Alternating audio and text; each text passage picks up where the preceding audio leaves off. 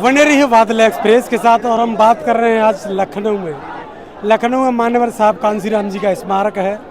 तमाम नेतागण यहाँ पर पहुँचे थे। बहन जी ने यहाँ पर विशाल इस श्रद्धांजलि या आदरांजलि सभा को संबोधित किया। आज तमाम नेतागण हमारे साथ मौजूद हैं। बात कर रहे हैं हम भीमराव अम्बेडकर साहब से। क्या कहेंगे सर, आज जो कार्यक्रम था इसको किस उद्देश्य के साथ किया गया? क्या 2027 का सेमीफाइनल मान लें? आज बहुजन समाज के मसीहा और एक तरह से हम भगवान कहें, दूसरे भगवान जी परम पूज्य बाबा साहब डॉक्टर भीमराव अम्बेडकर जी हम लोगों के, करोड़ों लोगों के भगवान हैं। और वो भगवान हमसे एक तरह से छीन से लिए गए थे, तो दोबारा से परम पूज्य मानवर कांसीराम साहब उन्होंने हमें हमारे भगवान से मिलाया, तो दूसरे भगवान हो गए। उनका आज परिनिर्वाण दिवस है। आज परम पूज्य मानवर कांसीराम साहब हम लोगों को छोड़कर दुनिया से गए थे, लेकिन ये कोई शोक का दिन नहीं है। उन्होंने भारत की राजनीति को अपनी उंगली पर नचाया और अपनी मुट्ठी में बांध के रखा। ऐसे मसीहा का आज परिनिर्वाण दिवस है। और हम लोगों को एक ताकतवर आयरन नेतृत्व, जिसकी भारत के करोड़ों लोगों को तलाश थी, चाहत थी, तो परम पूजनीय माननीय बहन कुमारी मायावती जी के रूप में जो भारत को एक हीरा मिला है, जो परम पूज्य मानवर कांसीराम साहब ने तराश के जो हीरा दिया है, और परम पूजनीय माननीय बहन कुमारी मायावती जी ने भी अपना पूरा जीवन होम दिया, समर्पित कर दिया।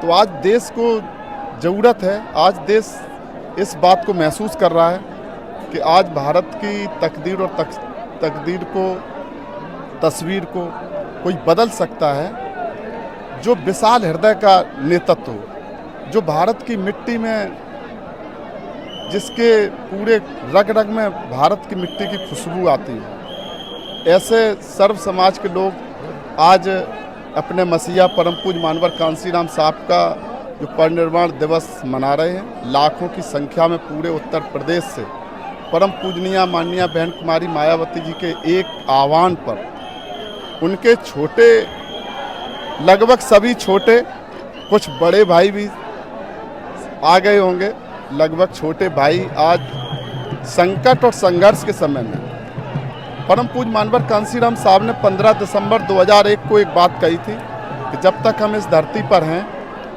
और हमारे जाने के बाद परम सम्माननीय बहन कुमारी मायावती जी जब देश की जातवादी, सामंतवादी, पूंजीवादी ताकतों से संघर्ष करें, ऐसे संकट और संघर्ष के समय में जिनको हमने तैयार किया है, जो भारत के अम्बेडकरवादी लोग हैं, वो माननीय बहन कुमारी मायावती जी का साथ कभी नहीं छोड़ेंगे। चट्टान की तरह हर संकट की घड़ी में उनके साथ खड़े रहेंगे।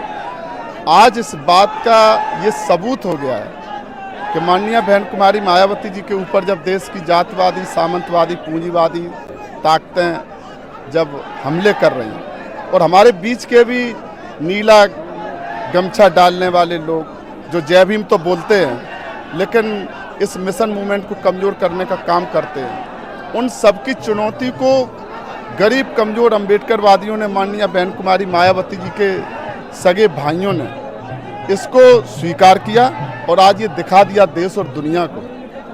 जो लोग कहते थे कि माननीय बहन जी कमज़ोर हो गई, बहुजन समाज पार्टी ख़त्म हो गई, जो ऐसे सपने बुनते थे, षड्यंत्र रचते थे, ये उनको करारा जवाब है।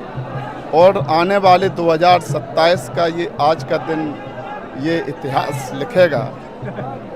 और आज परम पूजनीय माननीय बहन कुमारी मायावती जी ने भी अपने छोटे भाइयों के बीच में, लाखों भाइयों के बीच में फिर इस बात का कहा कि हम लोग ये ना सोचें कि हम कोई पीछे रह जाएंगे। हम भी अपनी जान की बाजी लगाकर इस संघर्ष के, संकट के समय में इस देश की हुकूमत को अपने हाथ में, उत्तर प्रदेश की हुकूमत को अपने हाथ में लेकर सब समाज के गरीब कमजोर लोगों के लिए काम करेंगे।